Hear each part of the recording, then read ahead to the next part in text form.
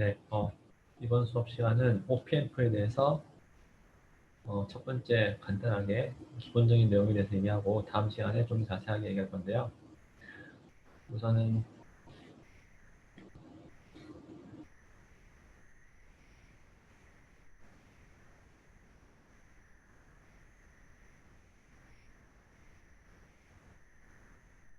OPMF는 우리가 전자회로에서 이렇게 심볼로 처음부터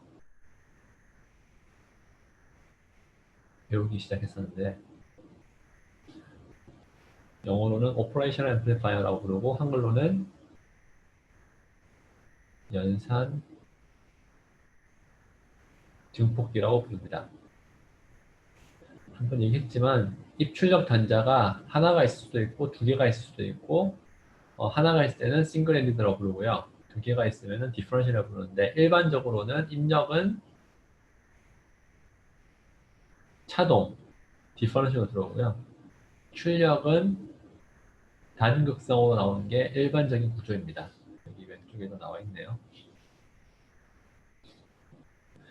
그래서 우리가 얘 증폭 이득을 A라고 했을 때 우리가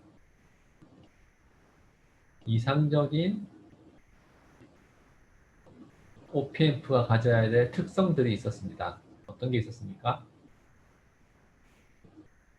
이 증폭 이득이 무한대였고요. 두 번째, 입력 저항이 무한대였고 출력 저항은 0이었고 이상적인 경우입니다. 밴드위스도 무한대였고 입력 전류는 0이었습니다. 이상적으로 이렇게 동작을 한다고 배웠습니다. 이 각각의 이상적인 조건이요.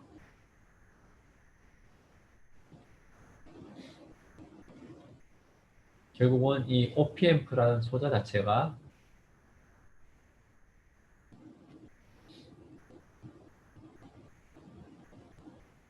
피드백 구조에서 동작을 할 때 잘 동작하기 위해서 필요한 조건들이라고 생각하시면 됩니다. 그래서 그런 조건들을 우리가 하나씩 보면서 왜 이게 이상적인 증폭기랑 상관이 있나 없나를 얘기하고자 하는 게 지금 처음에 우리가 얘기하고자 하는 바입니다. 처음에 개인은 한글로 증폭이득인데요. 증폭이득은 결정합니다. 뭘 결정합니까? 정확성 혹은 에러의 정도를 결정합니다. 그런데 이렇게 우리가 정확하게 증폭을 하고 에러가 없이 증폭을 하고 싶으면요. 상관관계가 있습니다. 혹은 트레이드오프가 있습니다. 증폭 이득을 우리가 높여서 정확도를 높이고자 하면은 반면에 증폭기의 속도라든지 증폭기의 출력 스윙이 낮아질 수밖에 없습니다. 일반적인 상관관계에 있다. 그리고 이런 높은 증폭 이득이 필요한 또 다른 이유는 첫 번째가 정확성이었다면 두 번째는 높은 선형성을 가질 수가 있습니다. 이 첫 번째 예제에 대해서 우리가 밑에 수치적으로 얘기를 하고 있습니다. 밑에 수치를 얘기하기 전에 저번에 실습할 때 우리가 했었던 내용을 잠깐 상기해 보면요.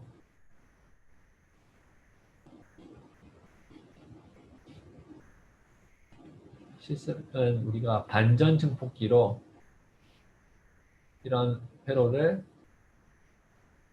ATSPICE에서 저희가 시뮬레이션을 했었고 숙제를 제가 내드렸습니다. 입력 저항이 R1, 피드백 저항이 R2일 때 출력 신호의 크기는 우리가 R2 나누기 R1 곱하기 Vin이라고 우리가 알고 있습니다.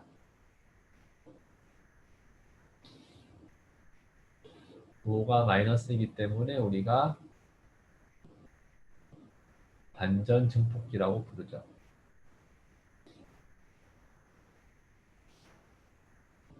그런데 우리가 이전 에디스파 시뮬레이션 할 때 이 A 개인이 대략 제가 100dB, 100 정도 혹은 40dB 정도 해서 만들어 보라고 얘기를 했었고, 그 경우에 이 시뮬레이션을 돌려보면요. 우리가 원하기로는 R1분의 R2가 10이 되게 원했어요. 10배가 되게 우리가 디자인을 했는데, 실제로는 이건 10배는 부호가 마이너스이긴 하지만 20dB의 크기를 가져야 되는데요. 실제 한번 시뮬레이션 해보니까 18dB 정도 나왔습니다. 혹은 18.8dB가 나왔어요. 그러면은 20dB가 나와야 되는데 18.8이 나왔잖아요. 오차가 1.2dB만큼 생긴 거거든요. 이게 우리가 얘기하는 정확성 혹은 에러 레벨입니다. 그럼 이런 오차가 왜 생기냐면요. 오차가 왜 생기냐면은 기본적으로 이 증폭 이득이 유한하기 때문에, 무한하지 않기 때문에 이런 오차가 생기게 됩니다. 이런 오차가 생긴 이유를 우리가 이 반전 증폭기를 통해서 우리가 수치를 전개할 수도 있는데요. 책에는 비반전 증폭기로 되어 있기 때문에 한번 책을 내용을 보도록 하겠습니다. 똑같이 시스템 게인은 우리가 10이 되게 정했어요. 지금 얘는 비반전 증폭기거든요. 입력이 양의 단자로 들어가고 음의 단자에 이렇게 피드백 저항이 있습니다. 이렇게 됐을 때 이 증폭기의 이등은요. 1 더하기 R2분의 R1로 우리가 수치를 전개할 수가 있습니다. 그런데 이 1 더하기 R2분의 R1 이 수치는요. 역시 마찬가지로 이 증폭 이득이 무한대일 때를 가정하고 우리가 전개를 한 겁니다. 무슨 얘기냐면은 이 A가 무한대일 때 우리가 입력의 양의 단자와 음의 단자의 전이차가 없다고 얘기할 수 있습니다. 우리가 이거를 무슨 조건입니까? 벌추얼 그라운드라고 부르죠. 양과 음의 입력 단자의 차이가 없기 때문에 입력에 V인이 들어가면요. 이 다른 단자에도 여기죠. V인의 신호가 보이게 됩니다. 그리고 이 단자 똑같이 이 노트에서 우리가 KCL을 보게 되면은 위로 보이는 전류, 오른쪽으로 보이는 전류, 밑으로 보이는 전류의 세 개의 합이 0이 돼야 되는데요. 그 세 개를 한번 더 해볼까요? 우선 위로 보이는 전류는 얼마입니까? 0이죠. 우리가 이상적인 OPM프는 입력 단자로 흐르는 전류가 없으니까.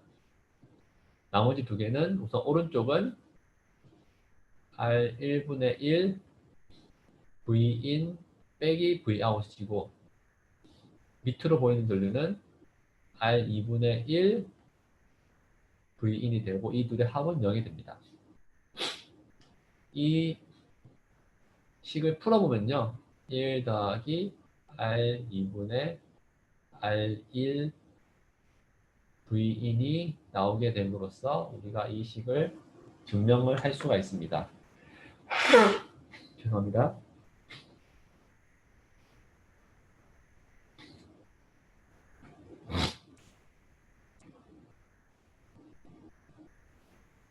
반면에 이 A가 무한대가 아니면은 이 둘 사이의 전위 차이는 0이 아니겠죠. 실제로 그 차이는 우리가 어떻게 살 수 있냐면은 양의 단자, 음의 단자 신호의 차이를 계산해 보면요. 양의 단자를 V인, 음의 단자를 제가 VY라고 한번 해볼게요. 곱하기 A를 하면은 Vout이 생겨야 됩니다. 맞습니까? 이 A가 무한하지 않으면은 이 둘의 차이도 유한하겠죠. 뭔가. 그래서 이 버추얼 그라운드가 더 이상 만족하지 않습니다. 이 조건을 이용해서 우리가 시스템 게인을 계산해 보면요. 이와 같은 식으로 전개가 가능합니다. 그리고 약간의 수식 전개를 하게 되면은 이상적인 개인은 첫 번째 텀, 에러는 두 번째 텀으로 우리가 수식 전개가 가능하고요. 우리가 개인이 10일 때 이 수치가 10일 때 이 전체가 이 전체 에러가 1%, 즉 이 전체가 0.99 정도, 왜 마이너스니까 0.99가 나오기 위해 필요한 A1의 크기를 계산해 보면요, 우리가 1000이 되는 것을 우리가 계산할 수가 있습니다. 1000은 dB로 하면 60dB가 되죠. 원래 우리가 원하는 개인은 곱하기 10이 되죠. 원래 원하는 개인은 10인데 이 10이 나오기 위해서는 원래는 A가 무한대가 되어야 되는데 실제로는 무한대가 안 되기 때문에 유한하기 때문에 에러가 발생을 하고, 그 에러의 크기에 따라서 만약에 우리가 1% 에러를 원한다면은 실제 개인은 60dB 이상이 되어야 된다. 근데 우리가 이전에 시뮬레이션은 40dB였으니까 에러가 더 크겠죠. 따라서 우리가 개인의 크기는 정확성을 결정한다라고 얘기할 수 있습니다. 스피드와 스윙과의 트레이드오프는 좀 이따 얘기할 거고요. 리니어리티 얘기는 역시 지금 챕터에서는 얘기하지 않겠습니다.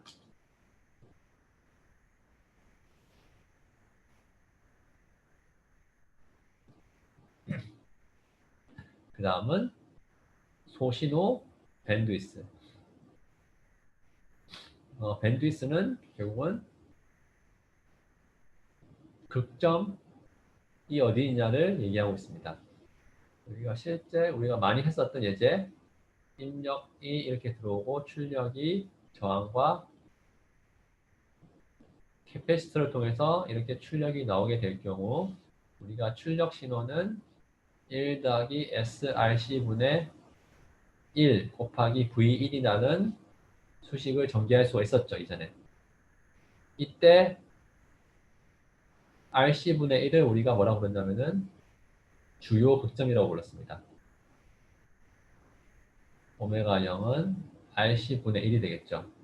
그리고 얘를 우리를 도미넌트 폴이라고 불렀습니다. 여기가 되겠죠. 이 도미넌트 폴은요, 증폭기의 동작 속도를 결정하고요. 주요한 파라미터는 우리가 앞에서 얘기한 도미넌트 폴이 다른 표현으로는 3dB 밴드위스. 왜 3dB 밴드위스냐면은 우리가 그래프를 보시게 되면은 저주파 게인에 비해서 조금 떨어지는데 이 떨어지는 정도가 마이너스 3dB이기 때문입니다. 한번 넣어볼까요? S에다가 J 오메가 0을 넣으면은 오메가 0으로 나누시게 되고 1이 되고요. 1 더하기 J분의 1이 되죠. 그리고 1 더하기 J분의 1의 크기는 얼마입니까? 루트 2분의 1이죠. 루트 2분의 1은 마이너스 3dB랑 똑같습니다. 그리고 다른 주요한 파라미터로 유니티 게인 프리퀀시라는 것이 있습니다. 네. 유니티 게인 프리퀀시는요, 우리가 증폭기의 이득이 0을 지나는 지점을 얘기하고 있습니다. 0을 지나는 지점.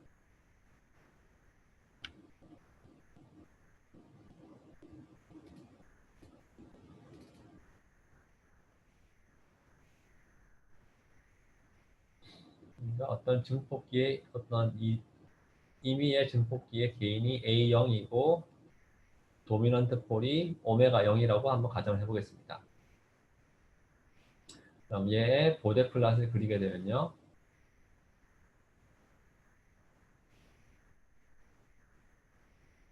이렇게 되고요. 이때 DC 게인은 A0이 되고 도미넌트 폴은 오메가 제로가 되죠.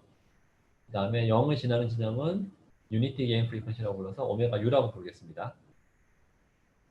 그러면 이 오메가 U는요.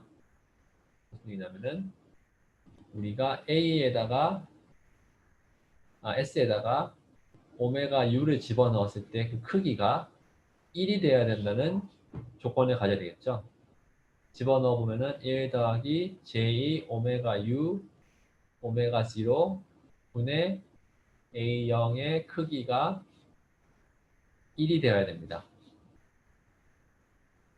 그런데 우리가 오메가 u는 오메가 0보다 매우 크다고 알 수 있죠. 여기서. 매우 크니까 얘는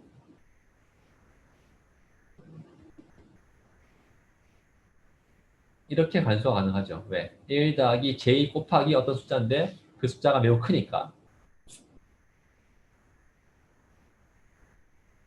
네. 그러면 얘의 크기는 오메가 u분의 A0 오메가 제로가 되고 얘는 1이랑 마찬가지가 되고 오메가 u는 A0 오메가 제로가 됩니다. 따라서 DC 게인이 A0이고 주요 극점이 오메가 0일 때 유니티 게인 프리퀀시는 항상 DC 게인 곱하기 도미넌트 폴의 주파수의 곱이 됩니다. 이 특성을 우리가 뭐라 부르냐면은 게인 밴드위스 프로덕트가 일정하다라는 의미로 많이 쓰이게 됩니다. 이 유니티 게인 프리퀀시가 중요한 이유는요. 이 유니티 게인 프리퀀시 역시 회로의 증폭기의 속도를 결정합니다. 보시면은 우리가 앞에서 전개했던 거랑 비슷한데 우리가 원폴 시스템, 폴이 하나가 있는 어떤 증폭기를 가정하고 우리가 제가 앞에 했던 것처럼 99%의 값을 따라가게 되는 그 시간, 과도응답 시간을 계산하라고 했을 때 만약에 게인이 10이고 세틀링 타임이 5나노세컨드이면 필요한 이 도미넌트 폴 유니티 게인 프리퀀시가 어떻게 되는지를 계산해라 라는 문제를 내고 있습니다. 그래프를 보시면은 입력이 이렇게 스텝을 주어졌을 때 출력이 입력을 따라가게 되는데 99% 따라가는 시간이 5나노세컨드 이내일 때 필요한 이 증폭기의 특성이 뭔지를 계산하라고 하는 것입니다.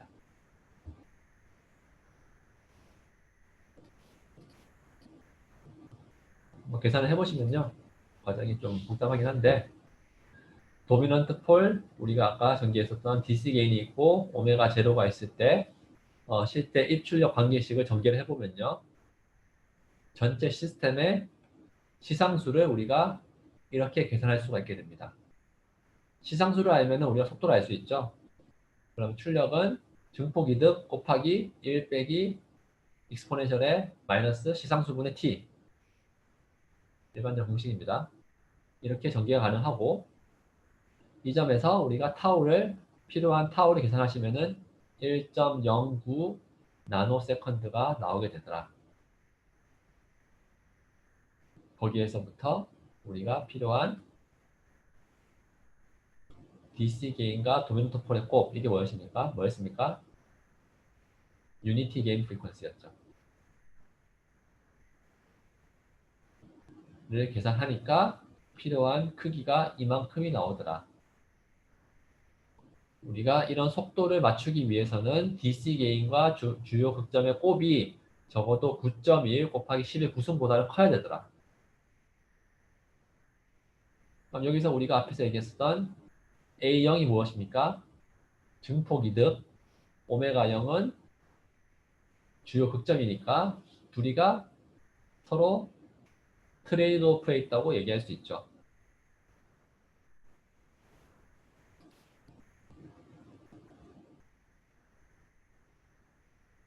트레이드 오프 어게인스트 스피드 앤 아웃스윙. 속도랑 게인은 서로 상반관계에 있습니다.